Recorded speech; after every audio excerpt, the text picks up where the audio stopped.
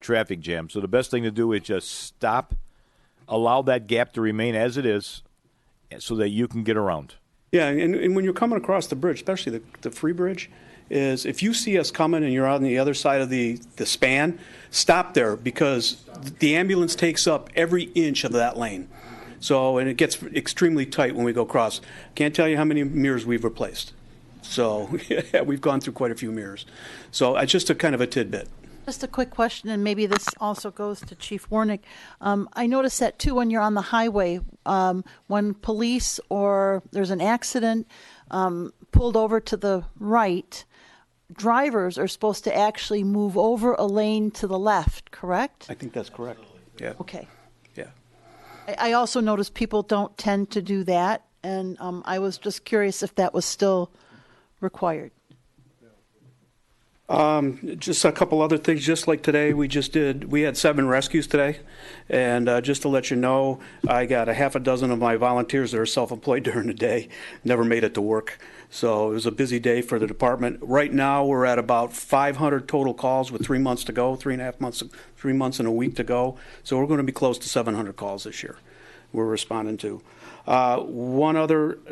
Two other things, if you're crossing the bridge and you're biking, please walk your bike across the bridge. That bridge is so narrow. Please walk your bike across the bridge because we've had accidents on that bridge where people have fallen off their bikes and we've had accidents. So if you please walk your bike across the bridge, it's too narrow. The last thing for the board's information, I got a state memo a few days ago. It's actually been in the works for since about 2015. Our a8d6 foam, our B foam, which is not structural firefighting foam. It's gas. It's those type of it's oils. Those type of fires, gas station fires, car fires, is being taken off the market, and they want us to remove it from our station. The state wants us to dispose through their Department of Michigan Firefighters Training Council, through the Fire Marshal's Division, to get rid of it. I have replaced most of our foam with non-toxic Class B a8d6 foam. The problem is I'm disposing of probably close to $4,000 worth of foam that I got to get rid of. So that was the PFAS foam? The PFAS foam, where they predominantly use it in airport settings. Where it came to light was grailing up at the Air National Guard base up there. National Guard base up there, and the PFAS were getting into the drinking water. So the state fire marshal, we're one of the first states to go push it through, is they want all PFAS foams, all a8FFF toxic firefighting foams removed off the market. So, and out of our fire stations. So I will be disposing of about $4,000 worth of foam. The state's paying for its disposal. We're paying for its disposal. And I understand they've discovered it's not healthy, and it's been on the market since I've been a firefighter for 41 years. We've been using PFAS. Early 70s. Yeah, it's an old foam, but it's now discontinued, and it was due to the grailing incident that took place. Do you use it often here on the island, or no? Right? No, we use a lot of Class A. Yeah, we use a lot of Class A foam. That's structural firefighting foam. That's biodegradable. So, but the PFAS, we don't use a lot of it. Car fires, those type of things, yes, we do use it. Yeah. Not anymore. Not anymore. I've replaced all that foam with the new stuff. Well, you happen to bring up in your report that your volunteers are sometimes not making it to work because they're volunteering so much, which is a tribute to them. Don't get me wrong.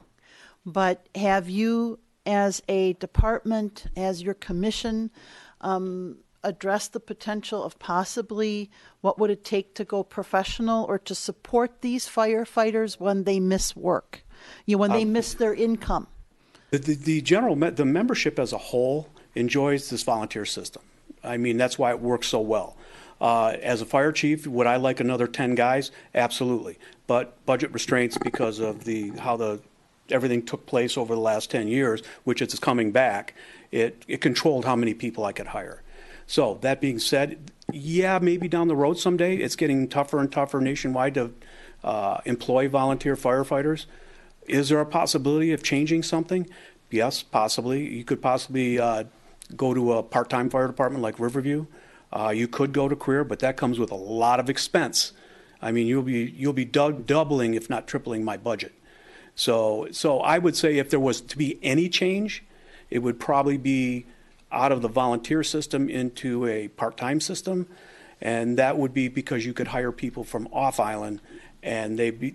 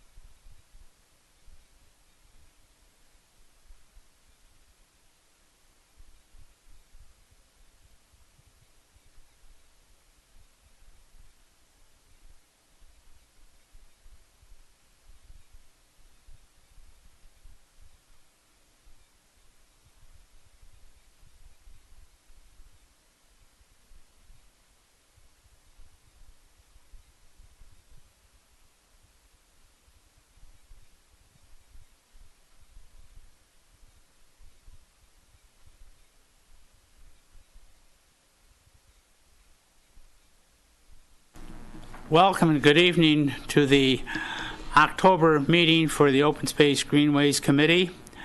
Could we please stand for the Pledge of Allegiance to the flag?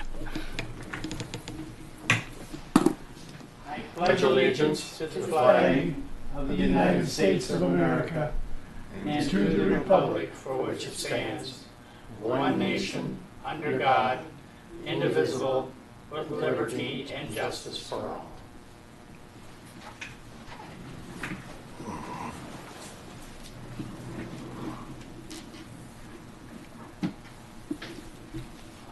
In your package that you have is a copy of the minutes of the September meeting, and in addition to that, there is a revision to the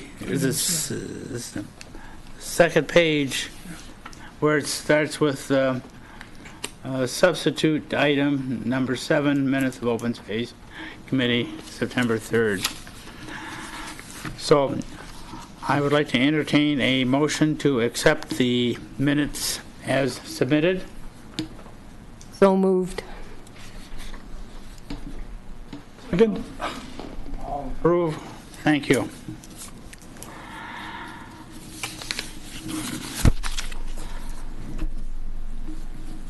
Are there any revisions to the agenda, either additions or deletions? Anybody?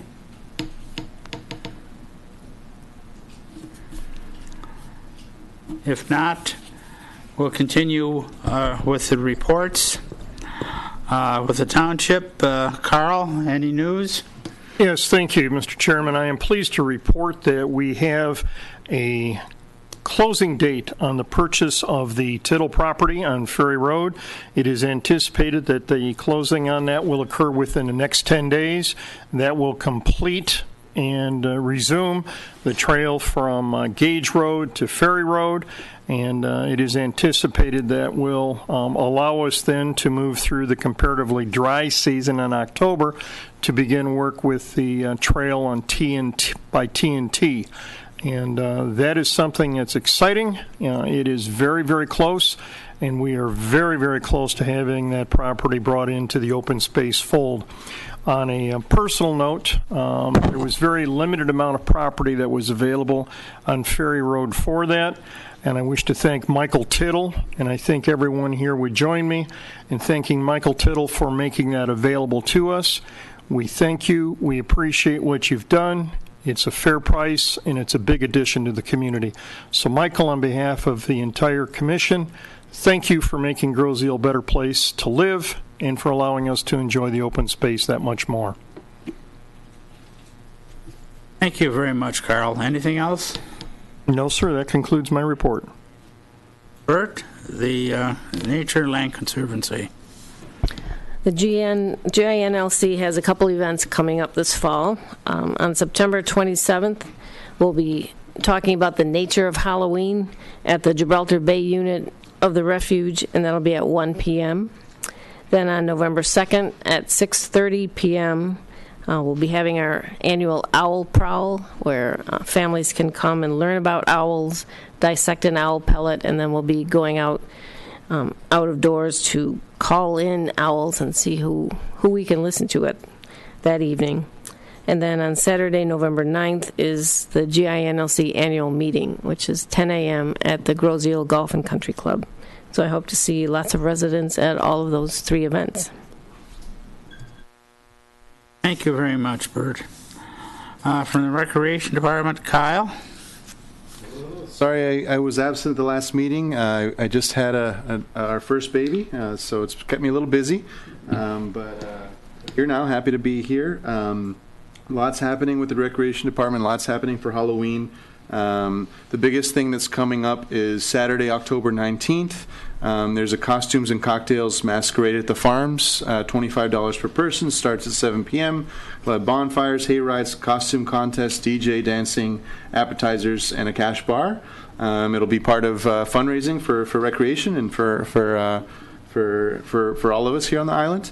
But lots else happening on Macomb Street and in other places for Halloween, including in Westcroft Gardens, where we have our annual Halloween hay rides as well.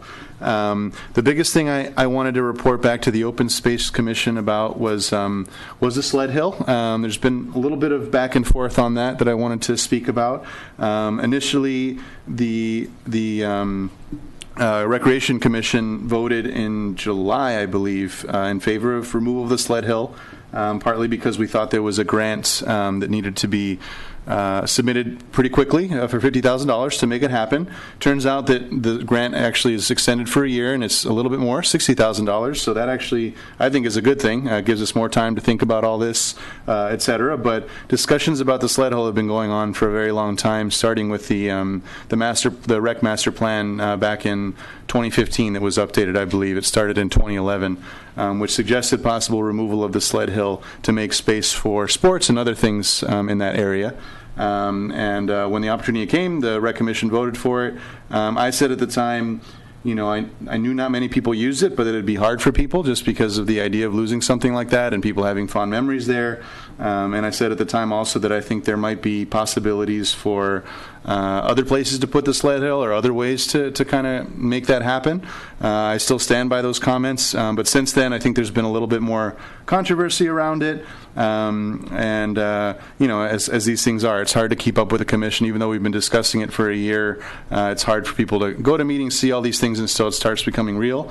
So I'll repeat what I said at our last rec meeting here, is that folks that have used a sled hill or want to use a sled hill, I really encourage them to come before the rec commission and let us know. There's a lot of folks that have opinions, but the most important feedback are folks that are actually using it and that are using it for sledding in the winter or walking up and down in the summer.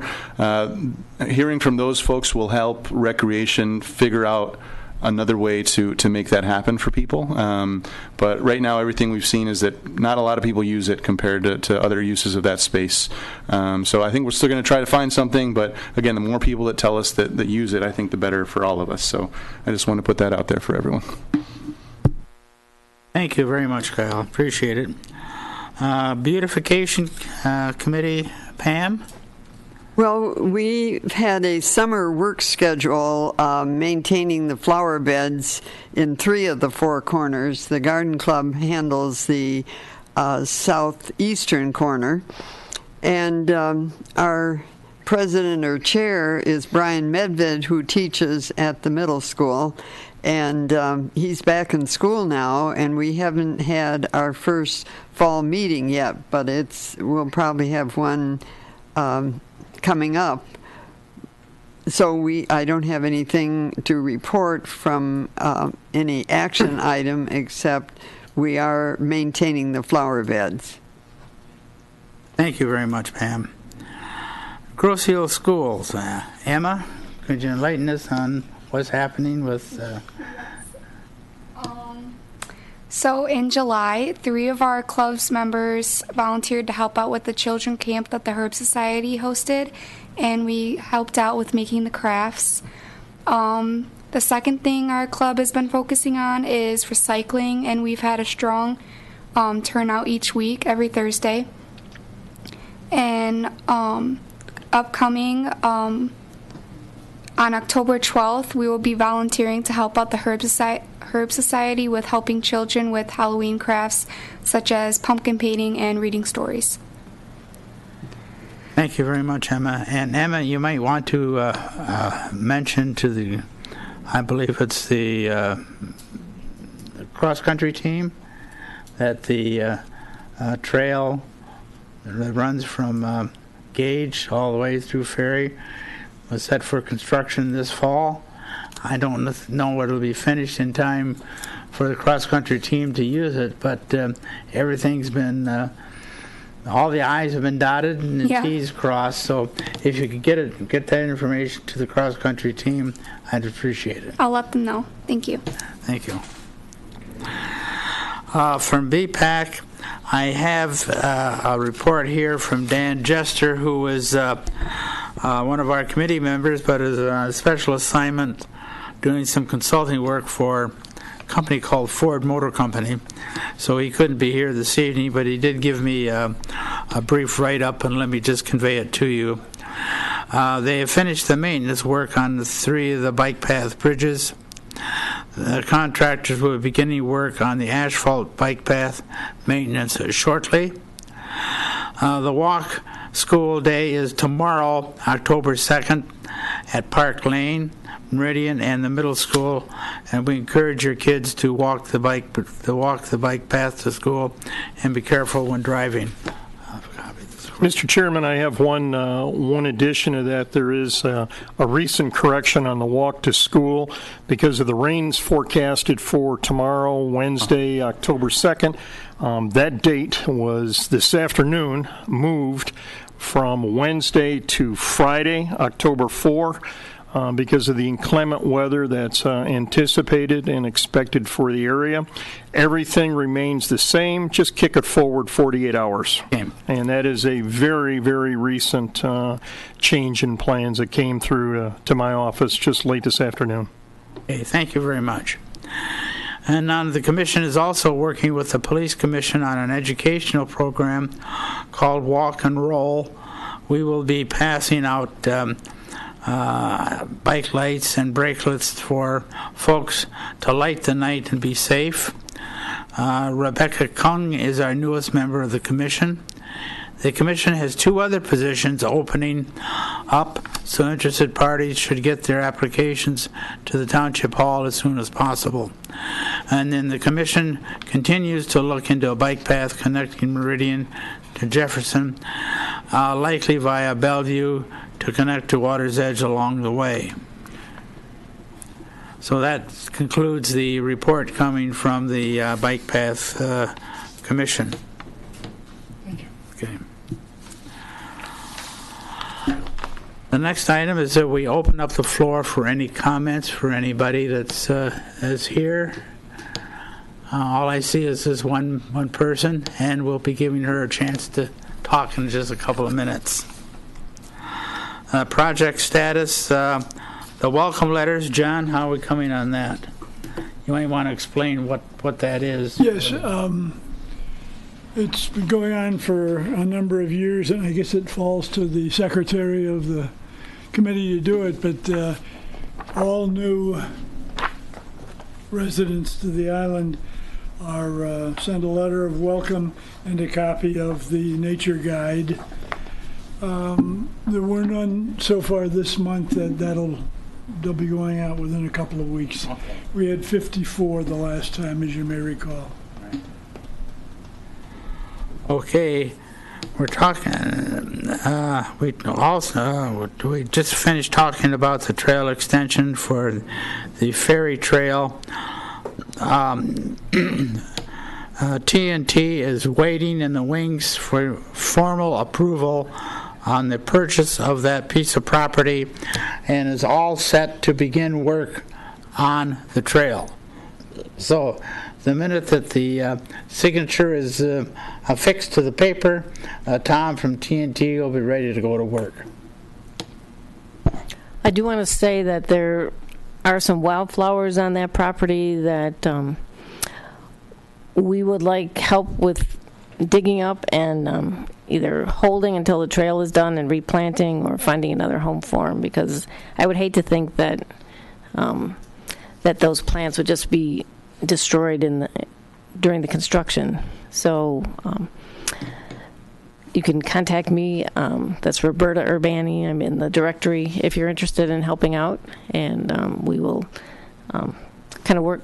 I'm planning to work with the Garden Club and Grosseile Nature and Land Conservancy, and maybe hopefully the high school group to identify those while they're still identifiable. So we gotta do that before the leaves all disappear. Bert, would you like me to get in touch with TNT to make sure that they don't damage any of those wildflowers that still might be in existence when they begin their work? Yeah, give them a heads up. Okay. Yeah. We'll try and get there before. Okay. Kyle, maybe you guys can help with that. Yeah. Okay.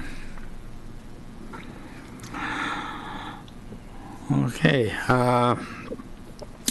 As far as the action items is concerned, I mentioned the fact with Carl's good news on the ferry trail that we're going to begin work on the ferry trail extension very, very soon. Tom, who owns TNT Tree Removal Service, will be constructing that trail. Another item that we have in the waiting in the wings is to outline the trail extension for in the Meridian Manchester Woods area, and we should begin to at least get an idea as to where we want that trail to go, and maybe to map it out to see that it's properly planned. That trail is planned to go from the existing trail out through on Park Lane, I believe. So we'll be working on that, and we want to get the input from the residents and plan exactly the location of that particular trail. The next item is that we are very, very pleased to formally announce the recommended appointment of Teresa Weeks to the Open Space Greenways Committee. And Teresa, I'm going to put you on the spot right now if you want to come up and just say a few words into the microphone. We had an opening, and we interviewed a candidate who we found very acceptable, and the only thing we have to do now is the township board is to put their final approval onto our recommendation. Awesome. Thank you for allowing me to be part of the Open Space Committee. I look forward to doing lots of I look forward to doing... There's a button there. Yeah, I am pressing. This is a test. We'll have you start over. I look forward to doing lots of good improvements in open space and working with all you good folks to make that happen. So thanks for allowing me to be part of the committee. Okay, now you will be assuming a final approval from the township board. We have our meetings, as you well know, the first Tuesday of the month. So we'll be having a meeting in November. Okay. 7 o'clock here in the township hall. Sounds great. Thank you. Thank you. Carl, is there any progress or any further conversation that's due on the millage proposal for the open space maintenance program? I am planning on sitting with Ann Darsnick, the township's financial director, and get an idea from her as to what she thinks the best date on that would be. We do have a number of bond millages that are going off in the next 5 years. We're certainly not going to wait that long, but that is an excellent opportunity to relieve the burden on the taxpayers, at the same time putting money into open space repairs and being able to take care and steward the property more appropriately. Those bonds, we just had one that went off from the airport, and we're also looking at, I believe it's 2025 with Water's Edge, and we have several that'll be between now and then that will make the burden on the taxpayer lighter and easier, and will provide an opportunity, hopefully, for us to be able to pass a millage for stewardship of the open space. Thank you. Are there, that takes care of just about everything. I'd like to start off way down at the, let's see, left-hand side. Kyle, anything you'd like to add? Nothing further to add. Happy to be here. Okay. Pam? Nothing further. Nothing here. Carl? I've seen pictures of Alexander DeBose, and he is absolutely beautiful. Good work, Kyle. Thank you, Kyle. Congratulations. Thank you. And again, on a very serious note, our thanks to Michael Tittle for making this island a better place to live and enjoy. Thank you, Michael. Nothing further. Okay, and don't forget, make sure that the cross-country team, I think they want to use that as part of their runs, do they not, in the fall? They run everywhere, so I'm sure they'll. Okay. Yes. Bert? Today's my birthday. I'm 65. Happy birthday. Happy birthday. So I want to go celebrate with my husband. So I move to adjourn. That's right. I have a lot of things to say, Bert. So I'll try to stifle. I know the meeting is short, but good things don't take long to say. And again, Teresa, welcome aboard. Thank you very much for volunteering. Do I have a motion? I did. I have a postscript. Yes. I thought it would be worth mentioning, in fact, I did in my column that I write for the Grand, that Alexander DeBose is the 9th generation of the McComb brothers. Great. Yeah. Okay, I have nothing, so in deference to John, Bert, the meeting is adjourned. Happy birthday, Bert.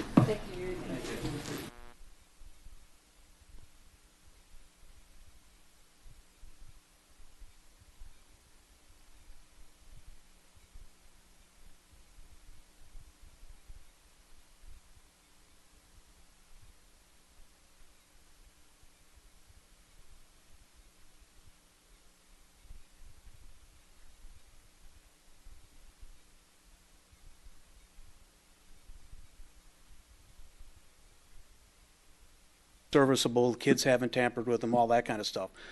These particular units right now are going to be in a alarmed case in the schools, which they are right now, but I can monitor these new pieces of equipment from my desktop. They're all Wi-Fi, so I can just pull them up on my desk and say, yep, it's operational, yes, it's operational. It saves on a little time, a little manpower. But I just wanted to discuss this with you because it looks like a big expense, but it's spread out through a bunch of the churches, our department schools. So right now it's right around 63 on our half. If I don't get the grants coming in quick enough and I need to replace some, I'll have to buy 2. But I got to update them, especially in the schools, because I don't want any failures in the schools whatsoever, or anywhere. I don't want them anywhere. So this is definitely more of a discussion item. I don't want to tell you I'm doing it, but it's a single source and I have to do it. So. Chief, you indicate in here that the Country Club and Sacred Heart have them. They're paying for theirs. That's fine. What about the other churches? What about the other clubs? I have newer models. They're the Lutheran Church, the Episcopal Church, all those churches have a newer model. They have a CR So they all model. have them. They have them. They all The have only church that we don't have one that the fire department takes care of is the church across the street from public safety. But what I did when I put this project into play 15 years ago, I tried to keep all the country clubs, all the yacht clubs, everybody the same. So when we pull up, I can leave their machine there and plug my machine in without taking the pads off the patient. So, and it just made it a more fluid situation than doing it that way than having multiple units all over the place. And if you notice in your packet, they all run pretty close in price. They're all in that middle $1,500, $1,700 price range. So, but we've gone with Physio Control. They're a well-known unit. So I just wanted to let you know I'm moving forward. There's one at West Shore as well, that West Shore bought. No. They have one. They have one, but we don't service it. They have I can't tell them what to buy. Right. They chose to go another route. I service what we purchase through our department and put into service. I service those. I won't service something somebody else buys. Chief, the AEDs, that also gives you communication with the hospital as well, correct? The two grant ones that we're getting from the we're possibly getting two from Wyandotte, but we've talked to both hospitals, and there's a possibility of getting one from each. Those units are expensive. They're $30,000 a piece. Those AEDs, because of the telemetry and all that. So they're an all-in-one unit. They take blood pressure. They do everything. Those live in the ambulance. They stay on the ambulance. Yeah, they stay with the patient when we go to the hospital. So. Chief, do you have any data on how often they get used in Yes. the churches and schools? I don't have that in front of me, but we do have data on that. In fact, we're required under HEMS, which is our third-party control unit for the entire downriver, Wayne County, and we're required by their rules to support that, I think, quarterly on how many times we activate our AEDs and we have a cardiac event. Well, I would just say you were being cautious about the expense, but if I'm not mistaken, there's a child care on the island that advertises, it's not expensive, it's priceless. If you can save a life with one of these, that's not expensive, that's priceless. We have. It's like all the emergency equipment that police and fire have. Stuff's expensive, and it's an insurance policy. It's exactly what it is, and it's whatever police touch, or whatever from my end, whatever fire department purchases, it don't start at $1,000. It starts higher, so it's very expensive. But I'm glad that again, it's nice for the public to know too where our resources are going. Yeah. And it's good to know that these are in all the facilities that we all use. Yeah, they're all in township facilities and throughout the community where the churches and the clubs are willing to, even if they don't have the ones that we recommend, they have one in service. So it's the yacht clubs have them, they all have them. That's so great. It's a good thing. Any other discussion among the board on the potential AED purchase? Now, can these be moved to action if the board so desires? Absolutely. I would like to make a motion to. We're right, Brian. How much? No, I'm kidding. I would like to make a motion that. Yeah. Okay. We'll add it. But then I'm going to open up to public comment on this action Gotcha. item. So, As a again, that will be discussion then as well. Yeah. So I'd like to make a motion that as recommended by the Grosseile Fire Commission and Fire Chief to replace current AEDs, automatic external defibrillators, by Stryker. Total price, $19,191.25. Support. Okay, moved by the clerk, seconded by Trustee Budde. And I think we've got most of the background. Discussion among the board. Just to clarify, that price could be a little higher because there was a couple more added at the last minute. Okay, since we offered no public comment on this, it is now an action item. Mr. Sabat. I'd like to ask you a couple of questions. But you got to come up. You got to come to the mic, and you know the drill. Come up. Got to come to the microphone and identify yourself.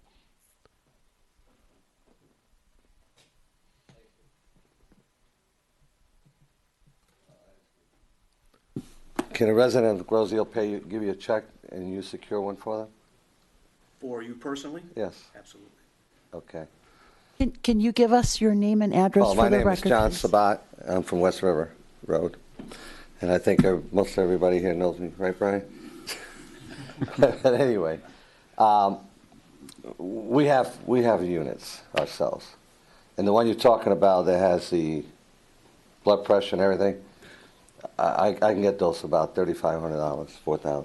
Not the Life Pack 15. No, not the Life Pack 15s, no.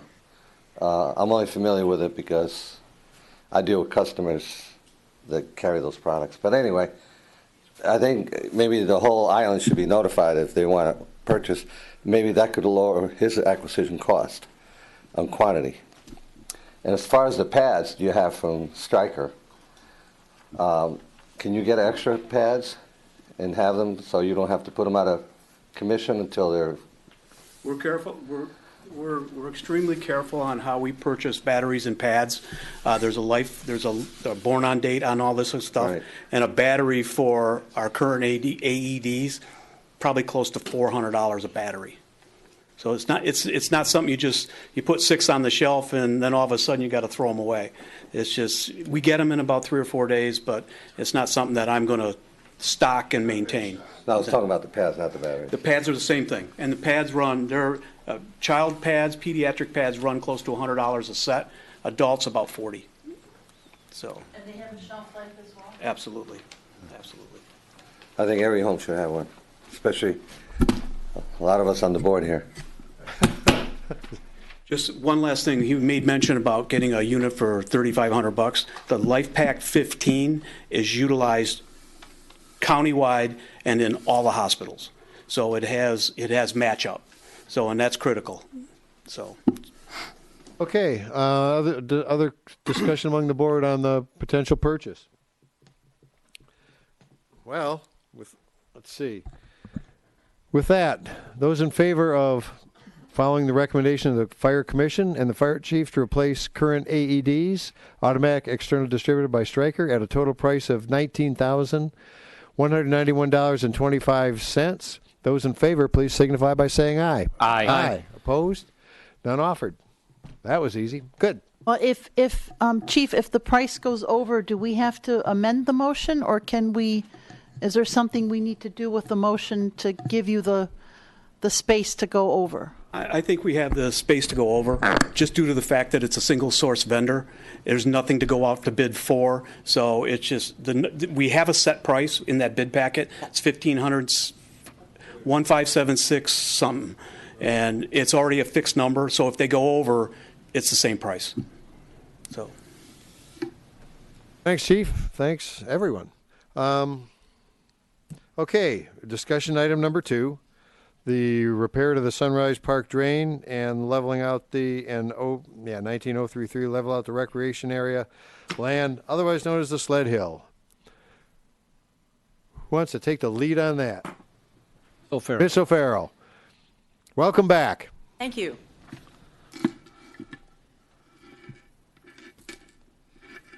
I'm here for discussion.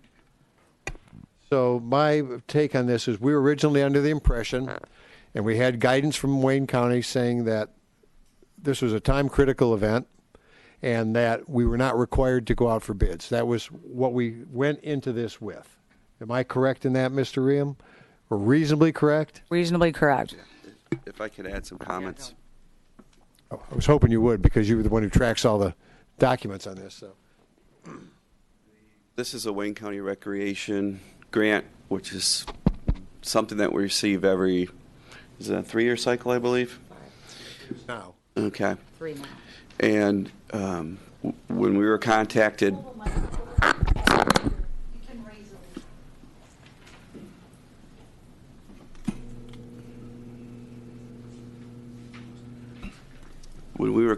by the administration office from Wayne County, we were led to believe that this was a time-sensitive issue. And we were concerned about the bidding process, and we were concerned about the budget. So when we spoke to administration, we asked about bids versus quotes. Or, excuse me, you just made me just do the same thing. We asked the difference. What were their requirements at Wayne County? A bid is just that. It's advertised. A quote is you ask for some prices. So Wayne County Administration said it's totally up to you however you want to handle it. So with the time sensitivity, we received quotes and we reported that to the township board. And I wanted to make sure I did double check that. We did identify we received quotes, not bids.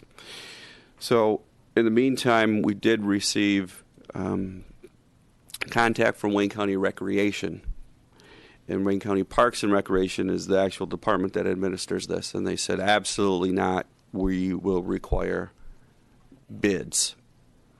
So last Thursday, as a matter of fact, I received the intergovernmental agreement from Wayne County. And their deadline is next September, not this September.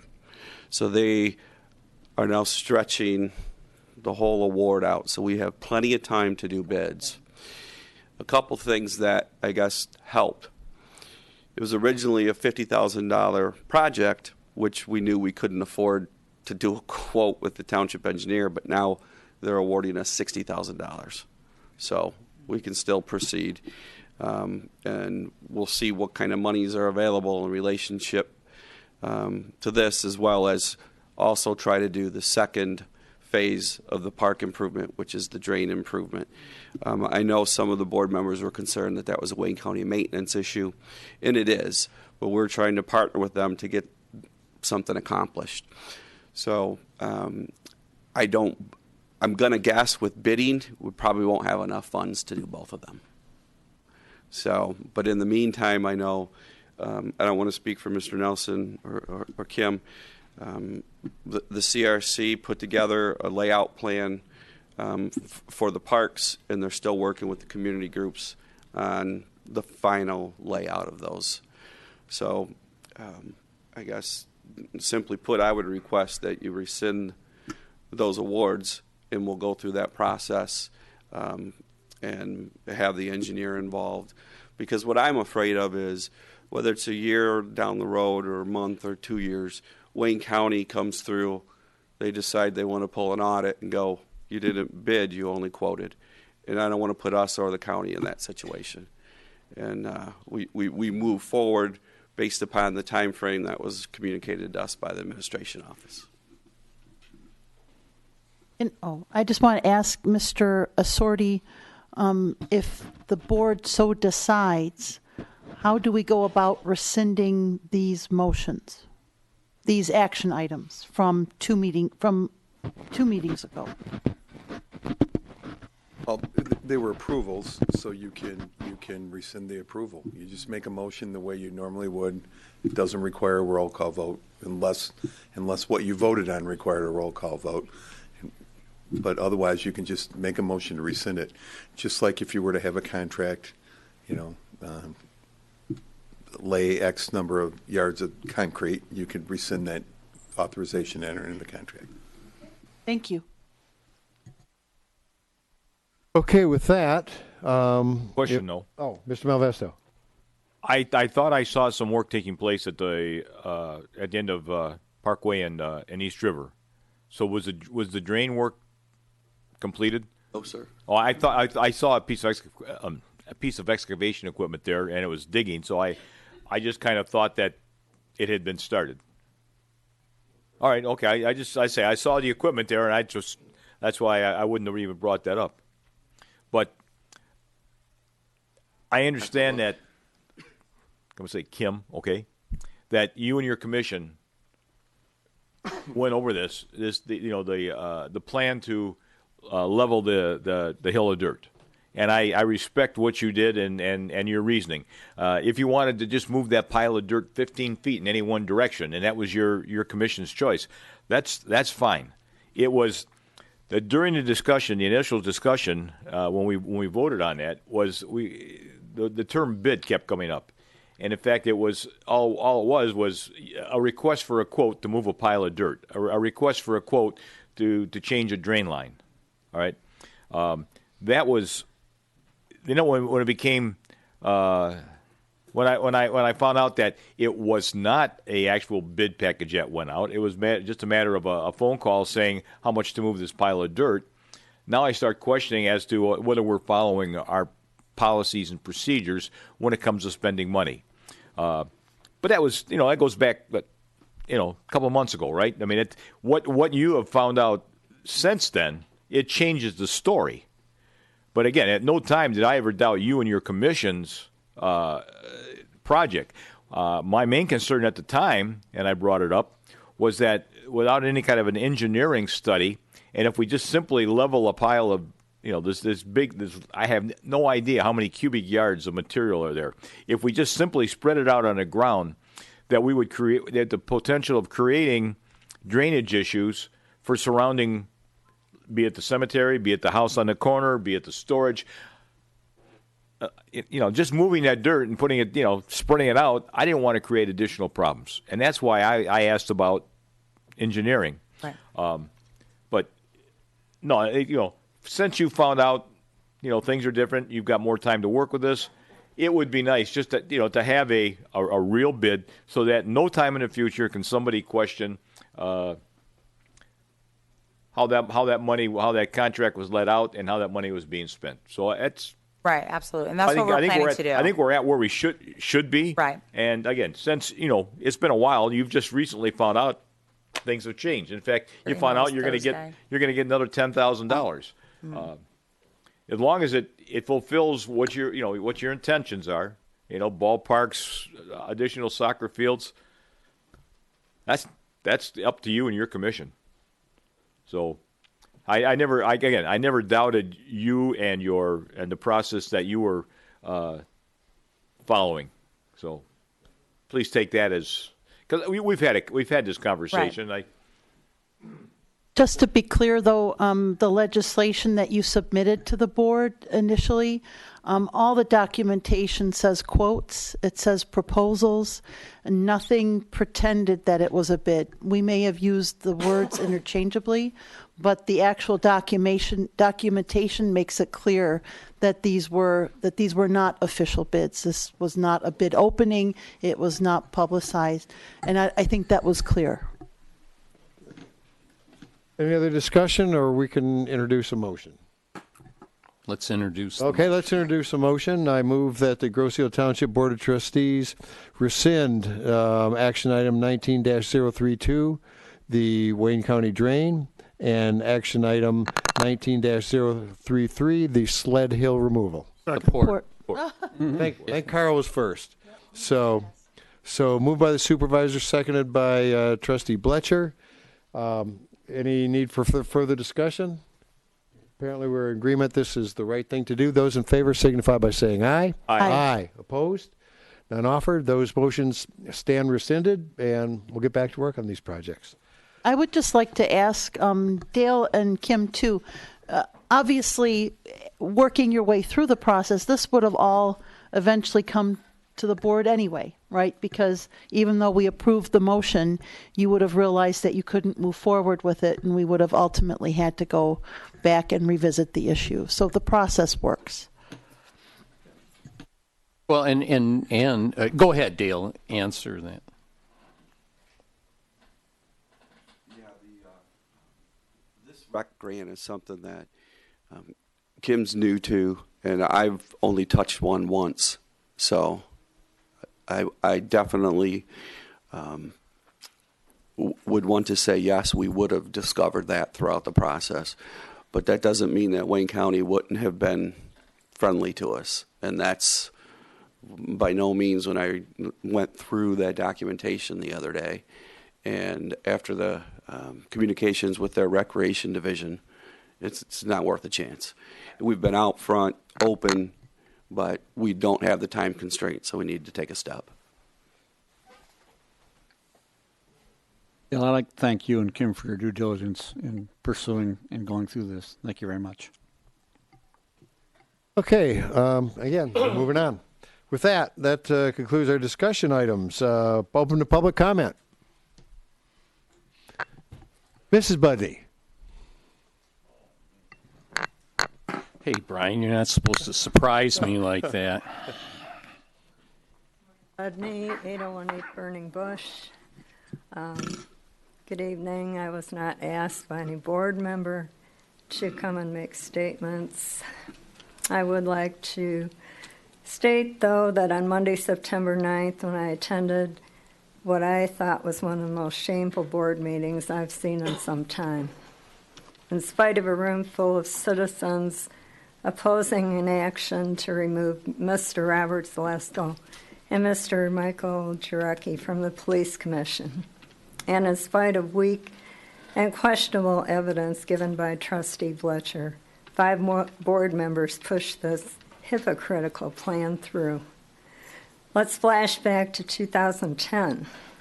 Supervisor Loftus, Trustee O'Connor, and Trustee Van Oss sat on a board who planned to vote on an action to place unwanted sidewalks in my neighborhood and other neighborhoods under the banner of Safe Routes to School.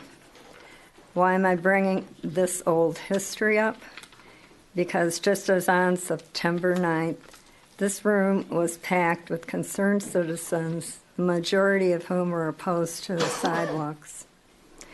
In similar autocratic fashion, that board ignored public outcry and voted for installation of sidewalks because the board members determined it was the best for the community. I had hoped over the years that these 3 board members would have learned from the resentment that arose from passing that initiative.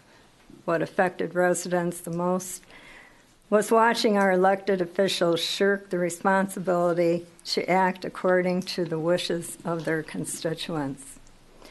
Evidently, this bit of history is long forgotten, not only at the September 9th meeting, but in several meetings throughout the year. I have observed a definite lack of transparency in dealing with township issues, a dismissive attitude toward tabling actions for further discussion, and a definite arrogance to those who criticize or disagree with the Band of 5. Yes, Mr. Fletcher, Mr. Nelson, you have fallen right in step. Mr. Fletcher, your push to blacken the character and many years of service given by Mr. Zalesko and Mr. Jarecki show how you have failed those who elected you. I am sorry you could not put personal differences aside or be open to mediation.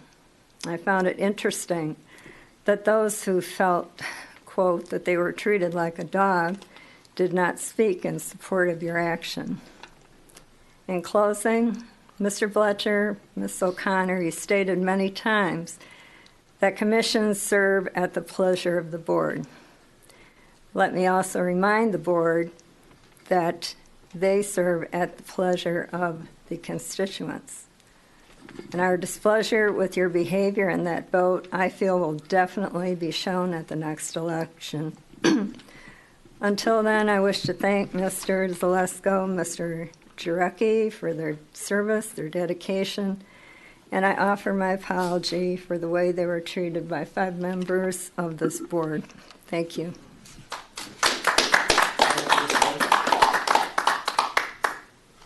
Public comment? Mr. Jarecki. One moment. Mr. Fletcher, she made some personal attacks. Do you wish to reply? I stand by the comments that I made at the last meeting. I stand by the record that I recited. It wasn't just a difference of opinions. I recited a series of incidents and facts, and I stand by those. Okay. Thank you, Mr. Fletcher. Mr. Jarecki. Okay, thank you. During the September 9th Board of Trustees... Mike Jarecki, address? Elba Island. Good. During the September 9th Board of Trustees meeting, statements were made by Trustee Fletcher regarding the justification for the dismissal of Commissioners Robert Zalesko and myself. Although these statements were not contained in the packet to the board prior to the meeting for review, Mr. Fletcher chose to introduce them for the first time during the meeting. Many found these statements misleading as well as questionable to their accuracy and validity. Since we are now not allowed equal time to respond to Mr. Fletcher's statements, we can only address a few of them. 1, Mr. Bletcher chose to give an interpretation of the rules and guidelines for the volunteer service agreement / insurance waiver given to the deer callers on January 8, 2019. Mr. Bletcher is not the authority on the subject, as he himself stated during the July 2019 Police Commission meeting, where Mr. Bletcher failed to answer questions regarding the subject and stated that this was not his area of expertise. The Workers' Compensation Division of the Michigan State Board is the authority. In accordance with Mr. Karmazin's and Mr. Porcherelli's communication with the representatives of the Michigan State Board, these two gentlemen were informed that the deer callers were covered for workman's compensation, and anyone stating different should contact the Michigan State Board to get the facts right. Any interpretation of the rules and guidelines by anyone other than the Workers' Compensation Division of the Michigan State Board is nothing more than opinion. The question of whether or not the callers were covered with minimal compensation is not a mystery anymore. Let us make this clear. Once and for all, they were covered, as stated by the ruling authority of the Michigan State Board. Number two, Mr. Bletcher stated that the Commission did not have the authority to hear the grievance submitted by the Police Officers Union on May 2017. In accordance with the agreement practice between the Township of Grosseile and the Grosseile Police Officers Association, as stated in booklet form and given to all members of the Police Commission, Article 25.5 clearly states that if the union is not satisfied with the answer to a grievance, the grievance shall be submitted to the Police Commission by the chief within 7 calendar days. The Police Commission will hear the grievance at its regular meeting. The Police Commission will answer the grievance in writing within 10 calendar days of the hearing. The Book of Agreement containing Article 25.5 was ratified and executed on the 25th day of April 12th and signed by Township Supervisor Brian Loftus.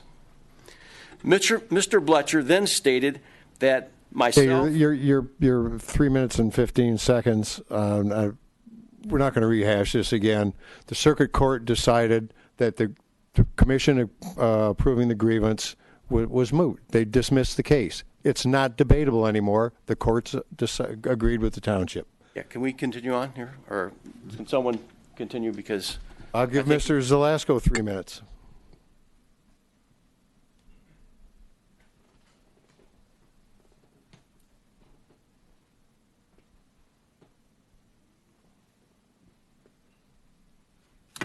Bob Zalasko, Blauvelt. Mr. Bletcher then stated that Mr. Jarecki and Mr. Zalasko were responsible for some $100,000 spent in legal fees by the township. Mr. Bletcher failed to mention that the judge ruled in favor of the Commission's authority to hear this grievance, Brian. A different judge. Don't correct me. That was an administrative law judge. It was, but it stands. You know what? We're into... We rely on the opinion of our township attorney and our labor attorney. Yeah, okay. You said last time here, and I remember your statement, what counts is what comes out of the court. This came out of the court. You said that right here during the last meeting. And Circuit Court trumps the administrative law judge. No. Mr. Sorty? Choose not to opine. Therefore, Mr. Bletcher commented that the township manager wanted to be present at the meeting regarding the grievance. If the township manager wanted to attend the meeting or have the meeting rescheduled, he should have communicated this request via correspondence to the commission prior to the meeting. Number 3, Mr. Bletcher commented on the commission's challenge to the board regarding violation of police department promotion policy. The approval of the chief of police was made by the board in September 2018 with no input from the commission. In fact, the commission was completely bypassed in the decision-making process. It is true that the board has the authority to overrule the commission's decision, but to completely bypass the commission without hearing their decision is not only disrespectful and unprofessional, but most importantly violates the Grosseile Police Department promotion policy approved by the township. In accordance with Chapter 67, Article 3, Police Commissions under 6710, the duties, it states that the Police Commission is delegated the authority to hire personnel for available positions within organizational structure of the Township Police Department, provided, however, that the appointment or promotion of all officers of the Township Police Department above the rank of sergeant shall be by the Township Board, after recommendation thereon has been received by the Township Police Commission. Unfortunately, this did not happen. Instead, Mr. Bletcher stated that Rome was burning and the decision of replacing the chief had to be made by the board immediately. There was no justification for this action to bypass the commission. The commission offered and could have provided their decision to the board within a few days. The board voted on this action prior to receiving the commission's decision. Number 4, Mr. Bletcher commented on an email dated July 27, 2019 regarding a request by a commission representative to Mr. Bletcher asking him to again complete an assignment he had accepted in a commission meeting 6 months prior. The assignment was to establish a communication with the township manager to acquire answers that were again asked by the public during the July 2019 Police Commission meeting regarding the 2019 deer cull. A request to immediately coordinate this assignment was then endorsed by Trustee Nelson, who was present at the meeting. This assignment was never completed. The commission simply requested Mr. Bletcher, our liaison, to seek answers from the township manager regarding questions presented by the public at the July 2019 commission meeting. 5th, Mr. Bletcher stated Commissioners Jarecki and Zelasco during the August 2019 Police Commission meeting savaged those responsible for taking and presenting the meeting minutes. These meeting minutes... Hey, Mr. Zelasco, you're 4 minutes into, and I gave you extra time because of my previous interruption, but your time has expired. Do you want to pass on to somebody else to continue there? Oh, certainly. This is important. By all means.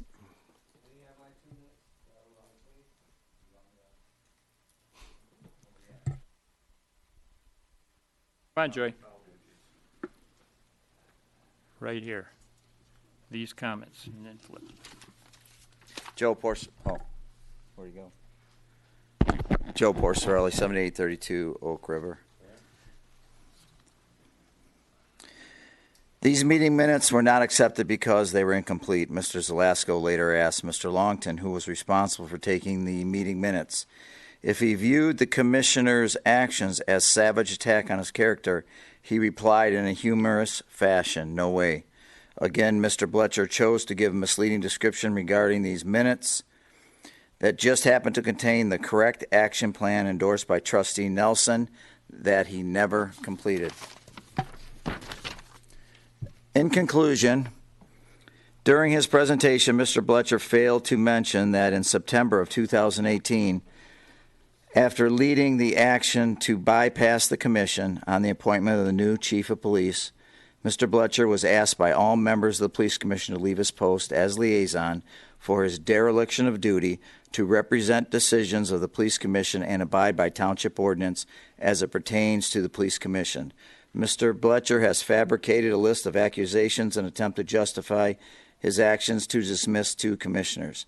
This disturbing precedent that this behavior sets is that a mere difference of opinion with influential members of the board will lead to dismissal from a commission. This incident reminds all of us how important it becomes to empower the right of candidates when we go to the polls, qualified candidates who will bring back the integrity and leadership so badly needed to move Grosseile into the future.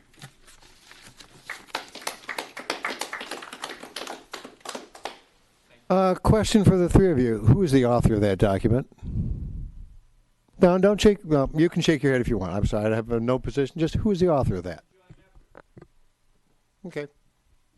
I got just a second. You have a minute and a half left, Chief. I just want to thank somebody for something.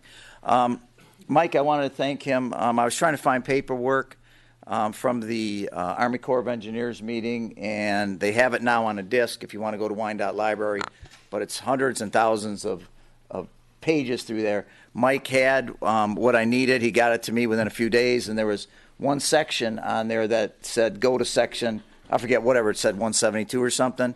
I notified Mike again. He had it to me. It was like in half hour. So I just appreciate it. It was just so helpful. I'm not the best on a computer. I've been through the documents a few times. Well, yeah, but thank you. No, I'm not the greatest on a computer, and he kind of guided me through there, but he was able to get me. But I think that, a lot of times you have, individuals, like somebody mentioned something about people coming up. I think, Jim, they weren't real happy at, was it the DPS department or, but sometimes you don't hear the good, But thank you. I appreciate it. It saved me hours and hours at Wyandotte Library, believe me. Thank you again. Thanks, Chief. Mr. Supervisor, since when is it appropriate to question people who come up during public comment as to who authored a document? I'd like to know. It was a prepared was there an script, ulterior motive? Did you plan on you using asked it me a for question. I'm trying to answer it. I'd like to know. That's all. If they work together, fine. Now I know. But was there a purpose behind it? I wanted to know. And they wanted to comment. Yep, and they did, and they're done. And then now it's open for somebody else. Mr. Snyder.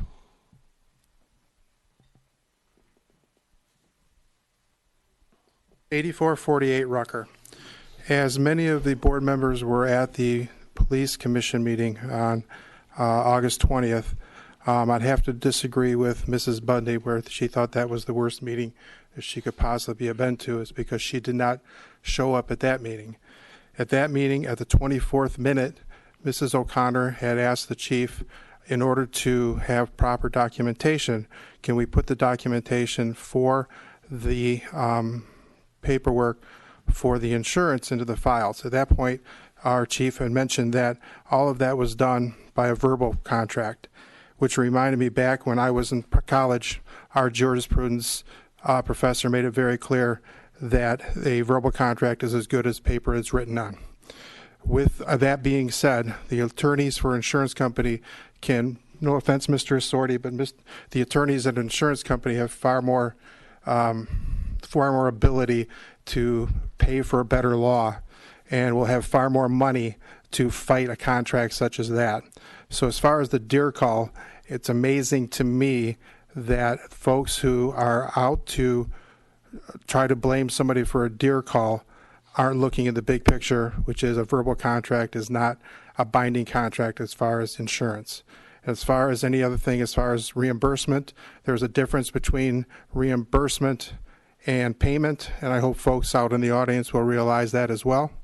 And as far as the rest of it, for those of you who have come up and have been angered by the board and how they've acted, I wish you could have been there, or if you want to actually see what the police commission was on August 20th, I, by law, made an announcement at that meeting that I was going to tape that meeting. I have that on my phone. I have purposely not given this to anybody because I do not want anything from that meeting to be misconstrued. I still have that on my phone. I live 8448 Rucker. If somebody wants to see what that meeting is and why the board has acted the way it is, I'll be happy to show them. Thank you. Okay, thank you, Mr. Snyder. Other public comment tonight. You only get one, Mrs. Budney.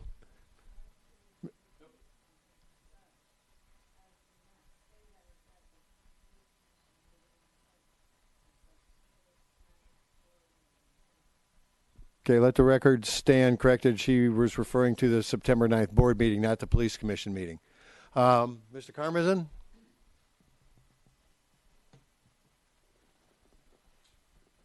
Greg Karmazin. I'm speaking on behalf as a member of the board of the Grosseile Civic Association. We want your address. We know you live in Clinton. Was it Clinton? Chesterfield Township. There's no restriction on that. Right. We want an address. Sure. I live in Clinton Township. That's correct. Thank you, Mr. Karmazin. Go ahead. Okay. I'll start you over. It's interesting that Mr. Snyder had mentioned that he had a video of the police commission meeting in August that for some reason he doesn't want to present to the public. But I would certainly offer to him that the Grosseile Civic Association will be glad to put that on our YouTube channel, because I think he's actually correct that it would be very instructive, informative to the community if everyone was able to see the totality of that meeting. I think you would see that there were some substantial problems with the way this whole matter has been discussed and handled. A couple of other things I wanted to respond to, in particular, Mr. Snyder said. He was talking about the difference between reimbursement and compensation. Well, I suggest that you have a discussion with the Michigan Workers' Compensation Agency about this, because if you did and you talked to the compliance director, you would be told clearly that in-kind compensation is compensation for purposes of workers' compensation. Okay, so there really is no issue about that. I think that that this has been documented, that the deer call hunters were in fact given compensation, and if you talk to the state about this, the top state authority, it would be clear that they were compensated, and that is sufficient for purposes of workers' comp.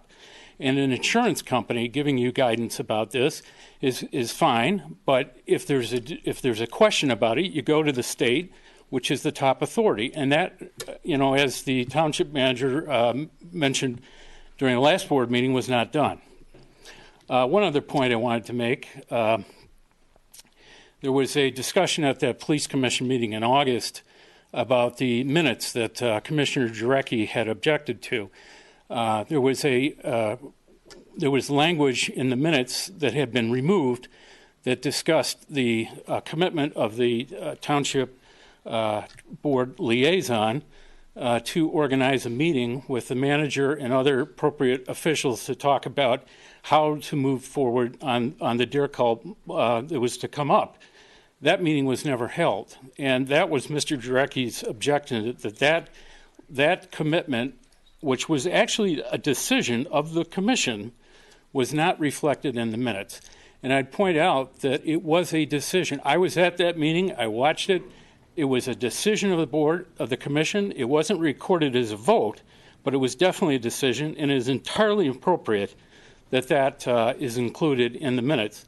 And I would respectfully remind the clerk that if you have any question about what the authority is of a board to include in their minutes, you should consult with the Michigan Attorney General's guidance on open meeting acts, because it is clear in the guidance of the Michigan Attorney General's guidance on open meeting act that a public body does have the authority to provide more in their minutes than the minimum requirement. And you were talking about the minimum requirement, which would be a vote. But this was clearly a discussion that was tantamount to a decision, and that was appropriate to have reflected in the minutes. Finally, and this is... You're approaching 4 minutes, so... This was just the final comment. I was called by the Detroit Free Press reporter Emma Keith today about the deer call. She said that she had called the township for comment. I don't know particularly what officials she tried to reach, but she said that the township would not provide comment. I think you should. That's untrue. I think you should provide comments to the Free Press. She contacted the manager. The manager said, I'm not the one to talk to. The supervisor is right next door. He passed her off to me via an email.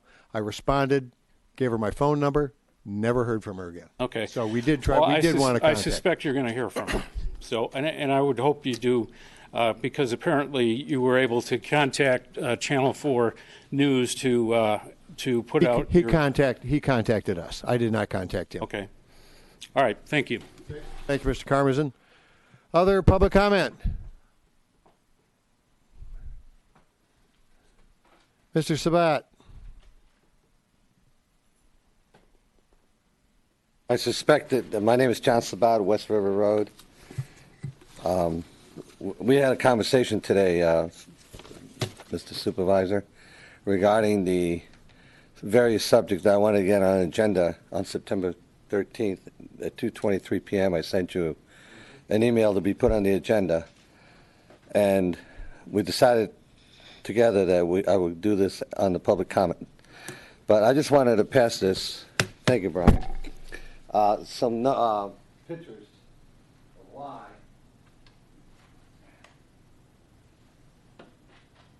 this approval. I've been talking to Derek Deal, and he has an idea, but I just wanted everybody to know here that the township going forward really needs to concentrate on giving permits.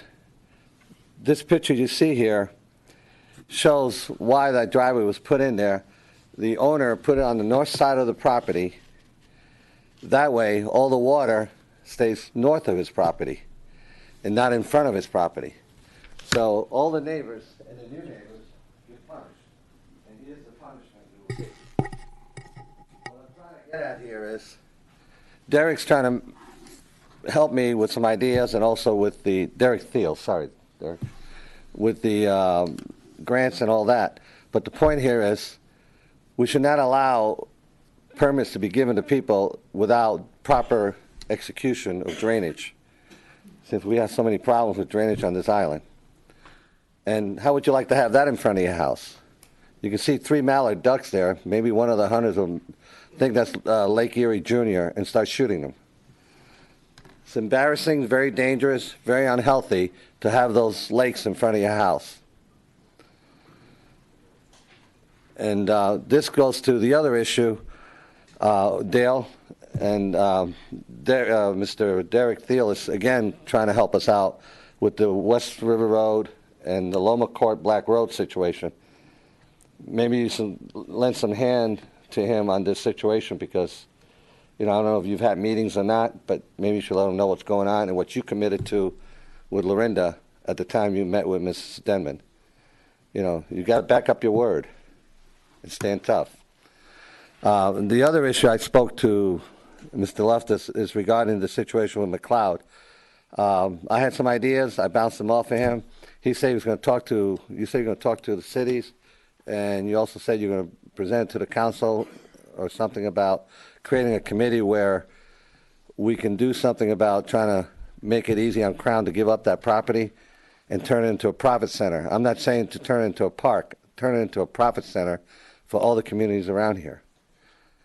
We might be limited on what we can say because it's not located on our property, but Mr. Karmazin, who is an expert on this, can probably shed some light on the possibilities and options we can do.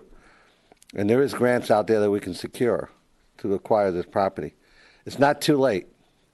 To sit in those chairs there and not do anything, it's too late.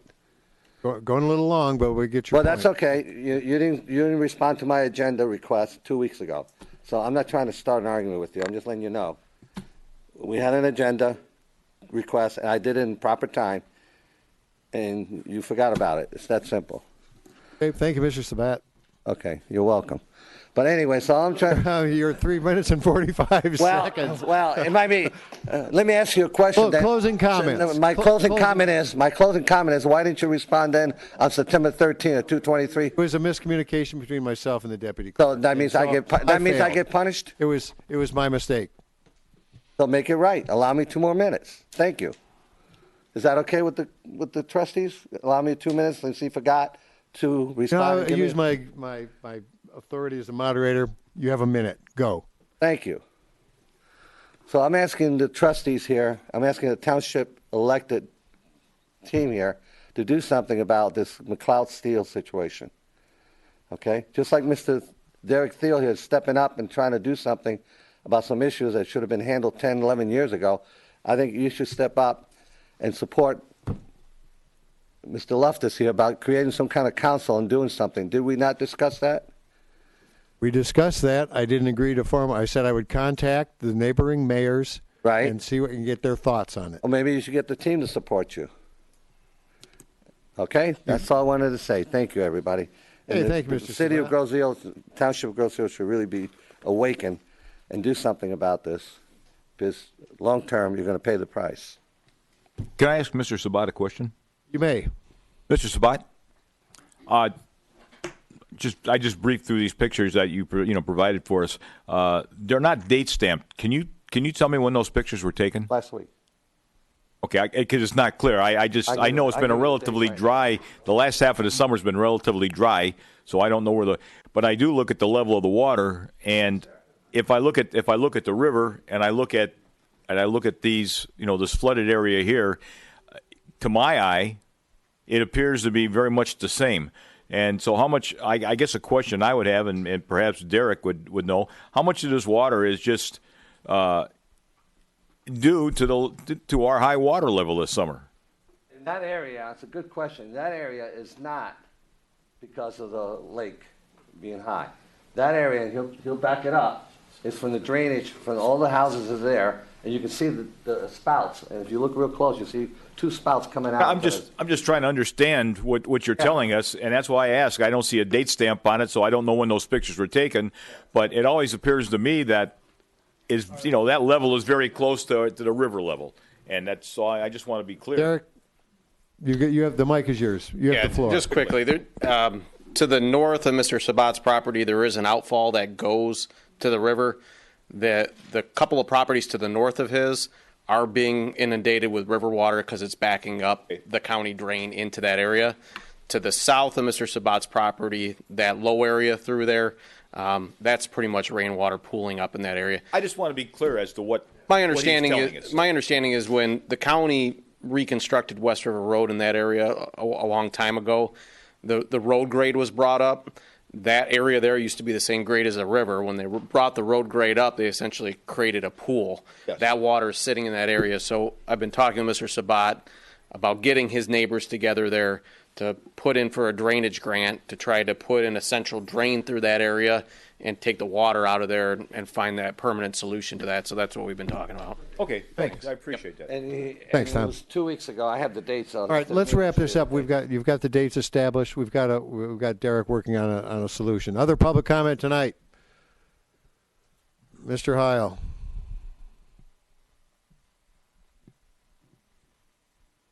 Bill Heil. I live on East River Road. I've attended this meeting, and right now I have, for want of a better term, a heavy heart. I've watched the way things have functioned here, and the tone and tenor of it has been repeated over and over and over again for quite a bit of time. I had a conversation in the recent past with a gentleman who asked if I was angry about the decisions that had been made regarding this police commission, if I was angry with individuals, and I said no. And the point I was making was that, and I was talking as if I were in one of your shoes, you have been elected by this citizenry to make decisions on their behalf. And if I were there, I would have that same awareness. And what that means is that on a given week, if I disagree with you, a couple weeks go by, there might be a new decision we don't even know that's going to be on the agenda yet. We're going to have to find a way to talk with each other respectfully and to listen to each other. And even if we disagree with you, possibly find some grain of thought in there that we could use to modify and make a better decision for the public. And what I'm encouraging you to do is to think about that. And there's people telling you that your seats here could be challenged at election. I can find grains of truth in why that would be worthy. But at the same time, you've got, 14, 15 months, I don't have a calendar in front of me, where you still have responsibilities to this community. You're intelligent people. I'm asking you to simply be more respectful of one another and try to make decisions that people have pride and confidence in. Thank you.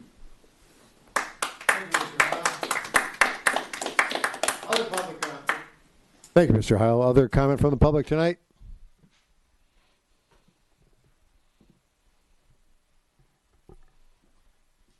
Hi, Mark Mills, West River. Is it okay if I kind of change gears a little bit and get away from everything's been talked about? Okay. Coverage, so go ahead, Mr. Am I allowed to ask a question at this point regarding one of the action items, or are we way beyond that? It's about the bike path, number 3. My only question, is it okay? The only question I had really is there a township official that oversees it, a building official that oversees the work that's being done, whether it be on the asphalt or whether it's on the bridge reconstruction or whatever you got going on? It's managed by the BEEP committee, and but the township engineer and the township manager would be ultimately responsible for seeing it's done properly.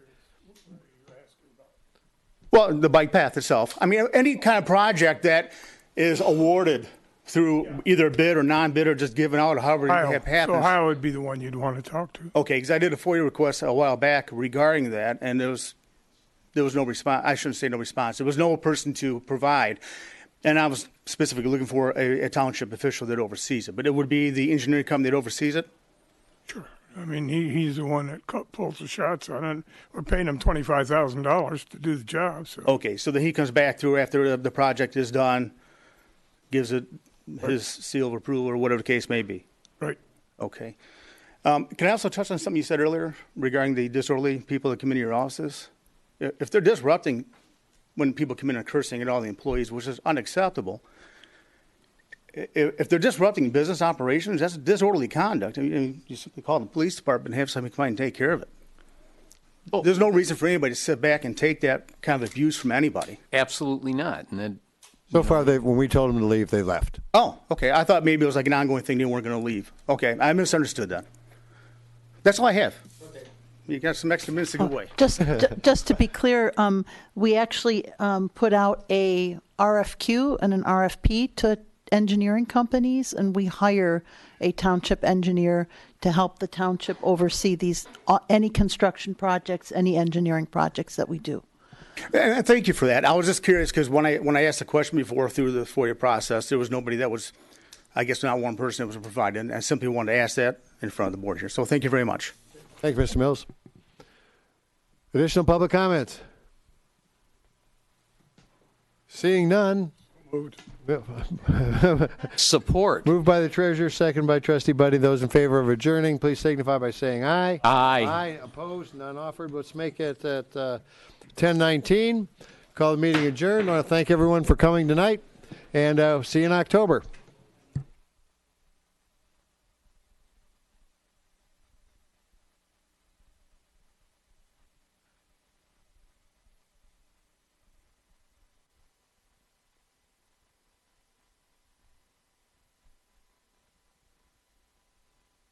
Meeting for Wednesday, September 18th.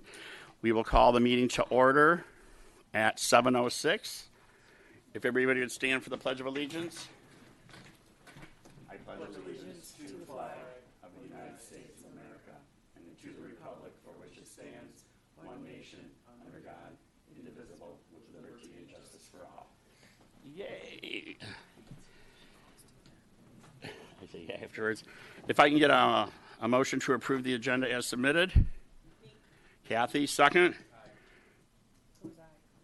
Kevin. Any discussion? All in favor? Yay. All right, thanks. Everybody get a chance to read the minutes. Approval of minutes from June 19, 2019. I would need a motion to accept the minutes as submitted. Karen, second. John? Any discussion? All in favor? I'd like Jim? Vote first. Go ahead. It's okay to vote first. Okay, yes, we all accept it. Okay. Broken record, but thank you so much for these minutes. I got to speak into it? Any public comment out there? No? All right. My report, I would like to welcome everybody back. This is our first meeting since our wrap-up meeting in June, so we're already on board to start planning next year's Island Fest that will be held on May 29, 30, 31 of 2020 here at the airport. So that's great news for everybody, contrary to what you might have heard. We're all excited about planning next year's festival, May 29, 30, and 31st of 2020. Okay, I would also like to read a couple other events we have coming up since we are the community events. On Friday, October 4th is the homecoming event on Macomb Street. We are doing Paint the Town Red. I hope everybody here would like to join us for homecoming down there. It's going to be a great event. The parade's always a lot of fun. The game, who are we playing that night? Flat Rock. Thank you, George. And go Red Devils. Saturday, October 12th is our Fall Festival. That's at the Farms. Saturday, October 19th is our Halloween party. We're going to touch on that. It's the you can see the poster right here. If the camera guys have that up there. That's Saturday, October 19th. This is a 21 and over event. Tickets are on sale now. You can call 734-675-2364, or you can go to grosseilerecreation.com. There's going to be a costume contest. There will be hay rides. There's food, adult beverages for purchase, $25 per person. That's Saturday, October 19th. And then Saturday, October 26th is the Macomb Street Trick or Treat. That's always a fun event for the kids and adults alike. So also December 6th is Island Glow. I know I'm running down a lot of stuff here, but check December 6th is Island Glow this year. Don't forget to pick up your copy of the Parks and Recreation Grosseile Profile Magazine. It hit your mailboxes this past Friday, and it has all the good things that this commission, along with the others, are planning for the next fall and winter. That's the cover of the Grosseile Profile Magazine. I hear that kid's a rock star in his subdivision on the island, so that's always good. Chime in real quick. Sure, Kim.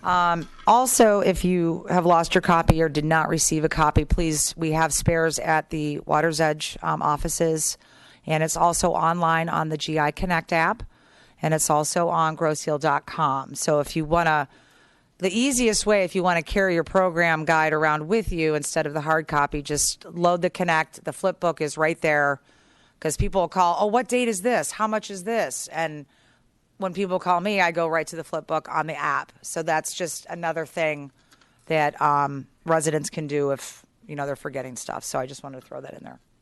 We like to remind everybody of this because not everybody is on social media or the internet. So always pick up your magazine, and it will update you on everything fun and exciting we have going on in our community.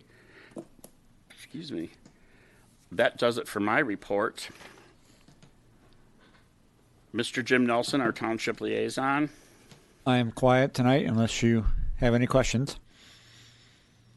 Anything for our township liaison? Speak now or forever hold your peace.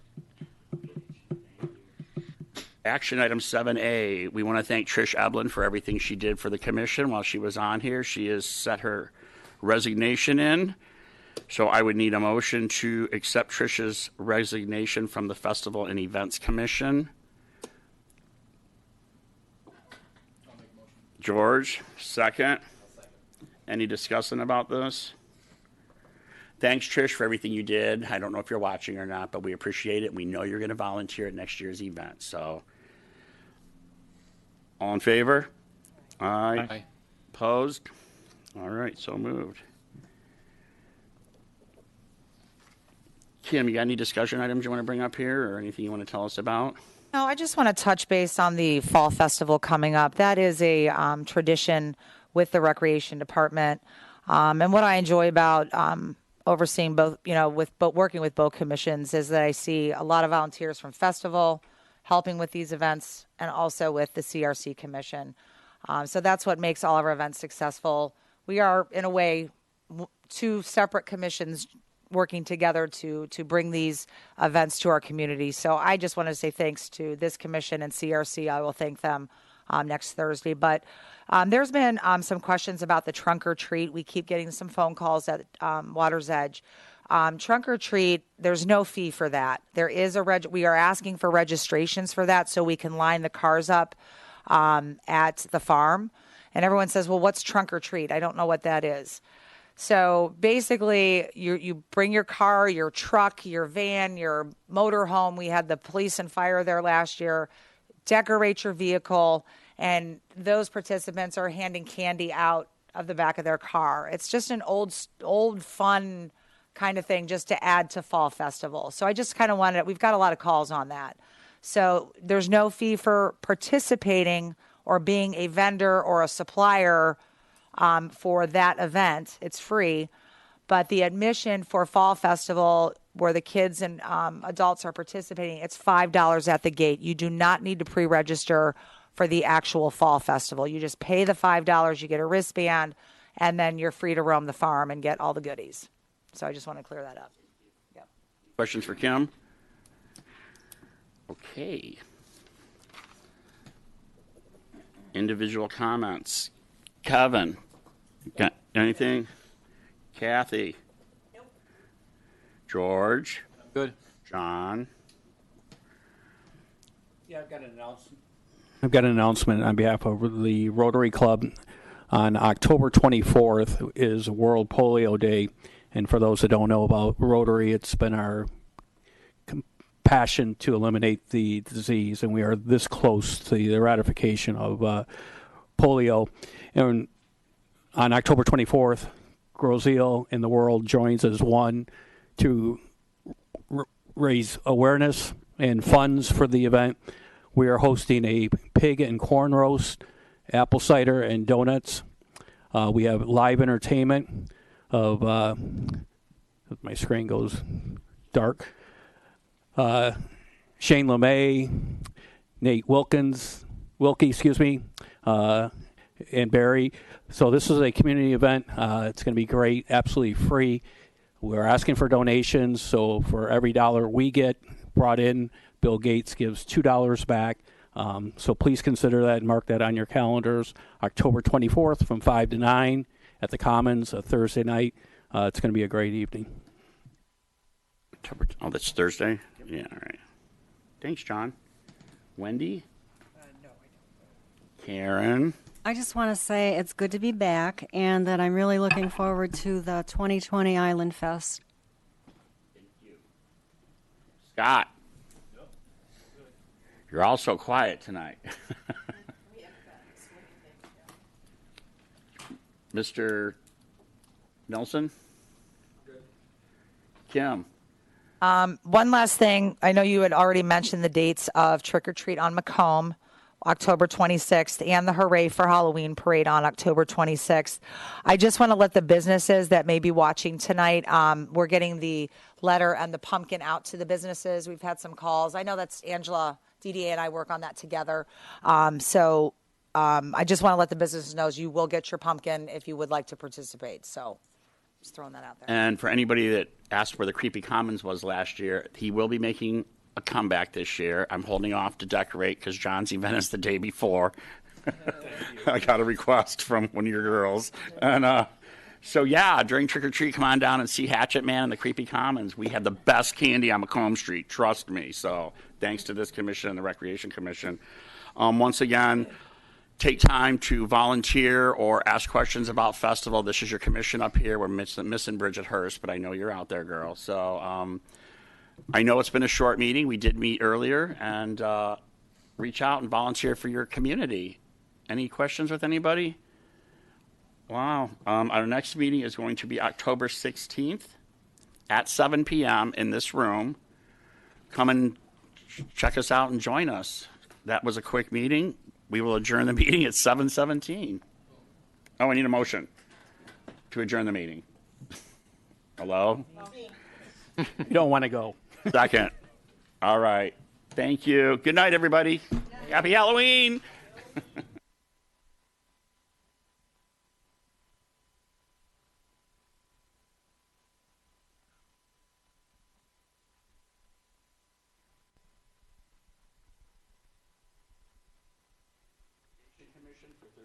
September 26th. We will call the meeting to order at 6:11. Let's please stand for the Pledge of Allegiance. I pledge allegiance to the flag of the United States of America and to the republic for which it stands, one nation, under God, indivisible, with liberty and justice for all. Thank you. All right.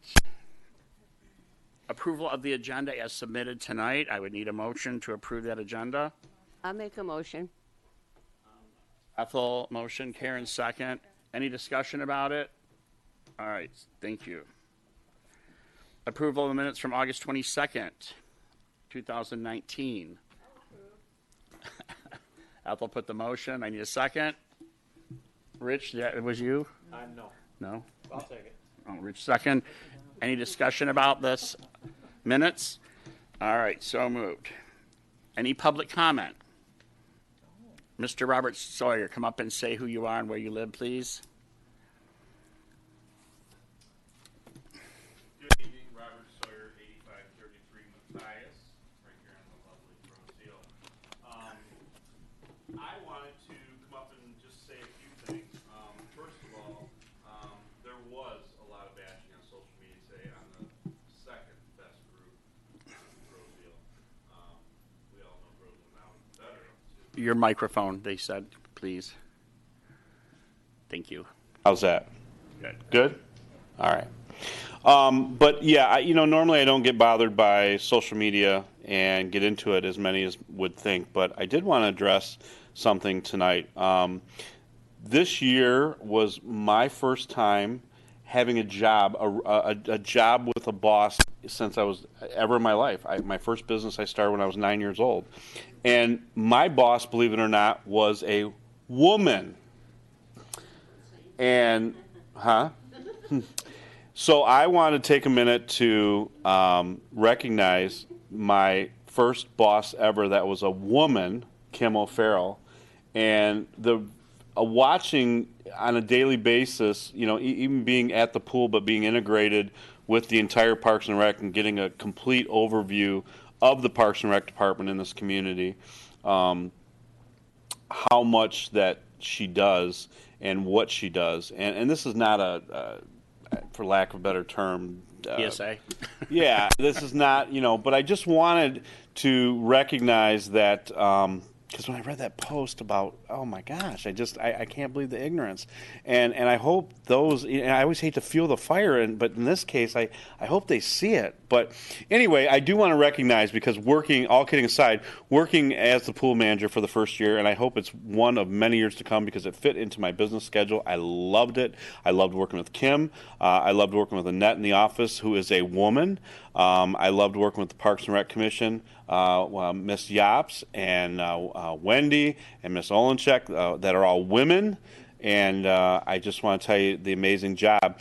I was impressed with Kim. In seriousness, the budget in that we went over with the pool, is that of public consumption already? Is that? All documents. Yeah, I know that, but is that? I don't know They're- if that's been presented or not. But there's one of the things that I've been most impressed about before being involved with Parks and Rec, and now actually being involved with a role in Parks and Rec, is the fiscal responsibility that a woman like Kim O'Farrell has as the Parks and Rec director, and seeing again that firsthand with our pool, that we were in a positive 28,000 because of a woman administrator working diligently as our Parks and Rec director. So I just wanted to recognize the women that sit on our Parks and Rec Commission, our woman Parks and Rec director, and thank them for everything they do. And social media has its positive times, but also has its negative times. And there's a time when ignorance tries to prevail, but it never does, and ugliness will never prevail.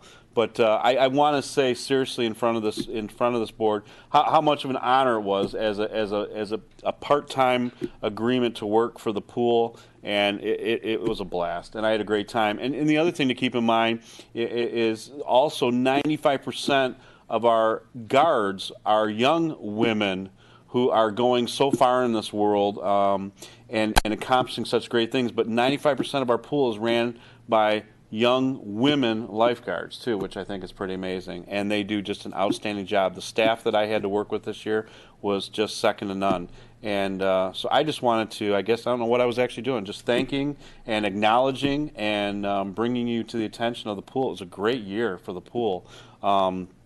It was a lot of fun, and with the weather in June, it didn't work out as well as we wanted to. But after that, it just ran like a well-oiled machine because of the staff and everyone that was there. And if I had a problem, going to Kim, and it was great. So I thank you guys for allowing me the opportunity. A little bit. Okay? What's what that? About us men? So there were guys in there too. Well, We're there all kind of were, cringing up here a but little. today's topic really, unfortunately, put out there was about women, and surprisingly that they can hold jobs, and so I'm glad that they can, especially at the level that they can. So, but thanks to Park and Rec Commission for everything that you do. I'm going upstairs to a DDA meeting with Angela, who is a woman director for the DDA.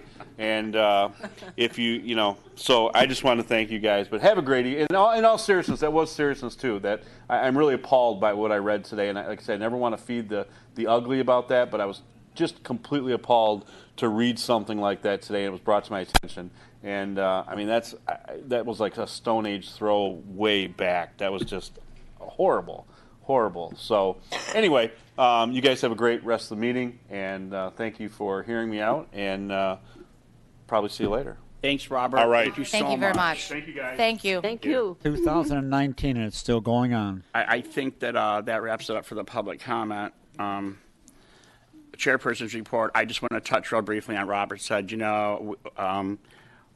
we try to see what is going to be the best for the community, and when we like to hear people's inputs and stuff, but just remember, we all have feelings up here, We have feelings too, and I'm not going to get all sappy, but sometimes it hurts when people start throwing stuff at you, It's like, give it a break, We're just trying to do our job, and better yet, we meet the fourth Thursday of every month at 6 p.m. in this boardroom. You're more than welcome to come up and give us your opinions and voice your concerns and your appreciations. And that being said, on some great things, I want to congratulate Kyle down here, DeBose, and his wonderful wife Jennifer on their baby. What's the baby's name, Kyle? Alexander. Nice. And we had Brandon Antosh and his wife, beautiful wife Megan. Congratulations on your fourth baby. You got a boy now, and I know his name's Ronan, which I think is really cool. Congrats, guys. I know, Brandon, you wish you could be here to give us the finance update. But so congratulations, you guys, on that. That's pretty much for my report. We have the director now, Ms. Kim O'Farrell, director's report.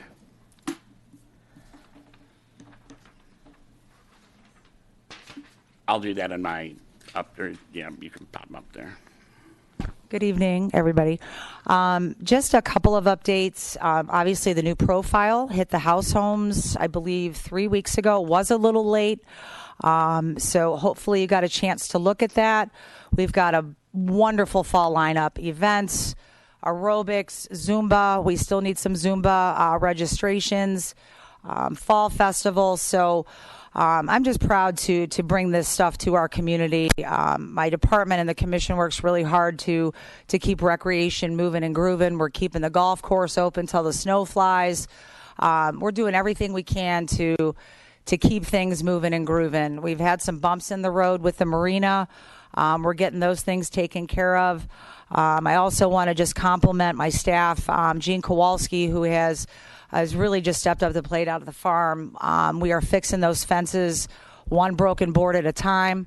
So I just wanted to shout out and thank him for that. Also, Mark Tiso on keeping the golf course in fantastic shape with the limited budget that we do have. And also to Annette for, keeping the peace in the office and answering those phone calls. So just want to shout out to my staff and the commission. A couple of events I'm trying to promote tonight.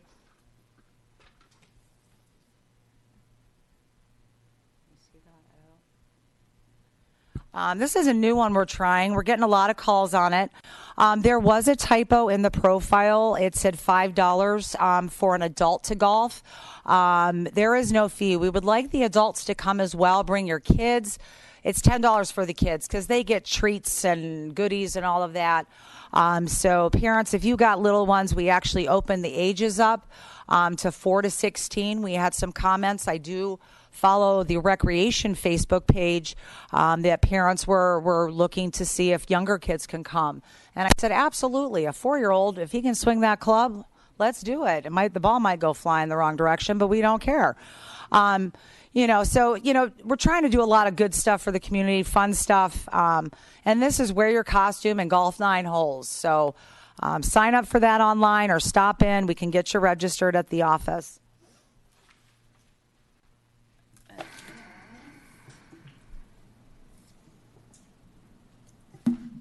Also want to touch base on, I know I'm stealing Karen's thunder for the Fall Festival.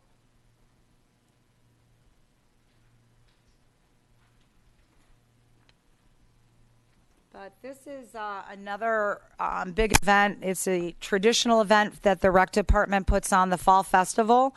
It's from 1 to 4. There was some confusion about the trunk or treat. I think I talked about it at the last meeting. There's no fee to participate in trunk or treat. And everybody said, well, what is that? I don't know what that is. Trunk or treat, all we asked you to do is just to register your vehicle. And basically, you pull up, we park you along the side of the farm, and decorate your car however you choose. We had a lot of good decorations last year. and serving candy out of the back of the vehicle to all the kids coming to the Fall Festival. So I just wanted to let people know what that is. And just a great day. We're praying for no rain, but rain or shine, we do have this event. So I just wanted to touch base on that. And the charge for the trunk or treat is There's no charge to for that. participate. There's just a registration so we know how many cars would be coming to the event. But it's $5. You don't need to pre-register for Fall Festival. That we take money at the gate. Okay? So there was some confusion on that. I just wanted to clear that up. And then also the Halloween parade is the 26th of October, another tradition on the island. That is at the high school, lineup at 10:15, and the parade's going to start at 10:30. So if you're interested in being part of the Halloween parade, sign up for that.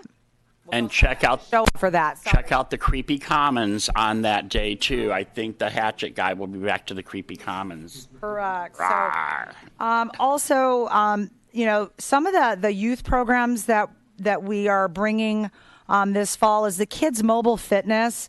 I remember I kind of did a survey on our Facebook page asking residents what kind of programs they would love to see, and I got a lot of requests for Zumba, youth fitness, gymnastics, those types of things. So I've put those into play, and they are in the book. They are there, and I'm not understanding why people aren't registering for them. So, you know, if it's a time issue, a date issue, I know fall is very busy for a lot of our families with fall sports, but just give me a call on the phone. And, you know, if you need to make a suggestion, I always listen to our residents and try to make that time. Maybe it doesn't work into your schedule this time around, but, you know, comment on the Facebook, positive comments, hopefully, and we'll try to accommodate the best we can. Tennis after school. Another program that is a very big program is the Daddy-Daughter Dance. And you can register online for that now. Already? It is already up. That fills up very quickly, very fast. So if you're going to participate in that event, it is online, ready to go. And I also want to thank CVS for the flu shots this morning. Very nice job, Chad. How many do we have, I think? Ethel, I think you're going to do a little update when she gives her. Okay. I think we did 45 flus and 9 pneumonia shots that most insurance companies covered, and it was free to our people there. We want to give a shout out to Shannon, who is an island resident, and CVS Target Woodhaven. Yep, nice. And you got a free $5 Target gift card when you went there, too. So. There you go. So that was a nice event. Our next, and I'm touching on seniors, and I think, Ethel, I just want to make sure that we talk about the next senior outing. Do you have that on your report? I have it. Okay, I will hold off on that one. Flu shots, but I'll remove it. No, you can redo that, Ethel. Absolutely. But I just wanted to thank CBS for coming. So other than that, I think that's all I have. And if you have any questions to our community, please pick up the phone. I am here. I live here. Available, I don't want to say 24 hours a day, but technically I am. So there you have it. I'm going to put one of these up there in case the camera goes back and forth. And that one's got sheets all over.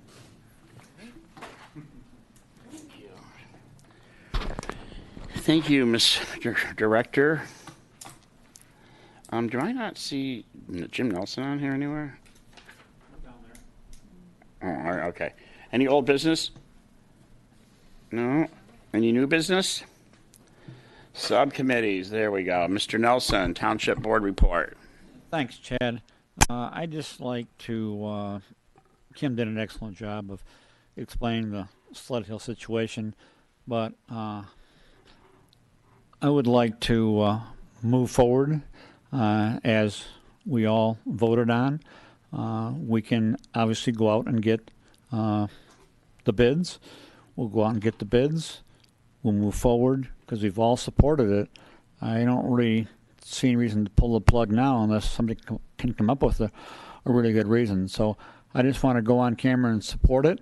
It's too bad that it got a little bit circumvented. I'm not going to mention any names, but it's very disappointing when things like that happen that really don't need to happen.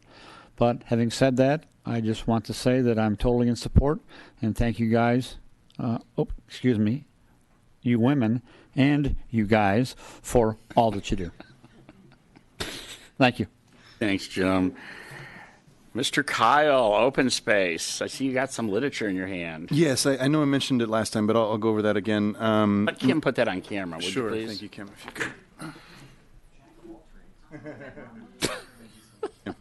could. Not much new from open space from the last meeting that I was able to see. I wasn't able to make it because it was close after my son was born, but I watched the meeting, and the process of acquiring some of the new trails is still moving forward. There's still paperwork and stuff that need to be done as of last meeting. There's another meeting coming up, so I'll be able to see what's going on there. I think the biggest thing is open space will be putting forth a millage at some point, and if I understood Mr. Blesher's recommendation correctly, they're going to decide on when that millage will be in January. So that was a suggestion at that meeting, so I'm not sure. So if folks have thoughts on that, the January-ish meeting of the Open Space Committee would be a good time to do that.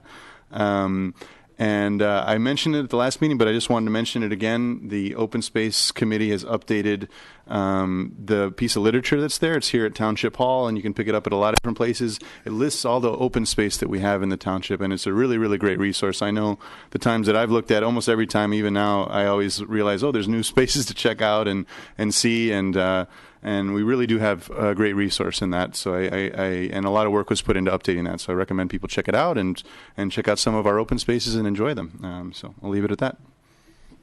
I have a question. Go ahead. Can you give us any kind of briefing or update on Ferry Trail? The Ferry Trail, I've been hearing some stuff. Yes, and I'm going to mess this up a little bit. I watched the meeting. It sounded like they were still working on just making sure the deed was free and clear, the last meeting, that Mr. Assorti was. But I don't know if that's been changed since that was almost a month ago now, but I hope it is. I know we're all anxious for that trail to be open. It's a key walkway, so, and I know that they're working hard on that, so, yep. Thanks, Kyle. Kim, back to you. Anything, Sunrise Park, Playscape, and Water's Edge? Yeah, there was, I think it was Monday night, there was a question about the work that was there was some big trucks on East River Road, and there was a misconception. They thought that the Sunrise Drain was being worked on, and that is not a true statement. They were putting in a AT&T or a telephone pole. Right. So just to clear the air on that Sunrise Park Drain was not being worked on. So I just wanted to update on that.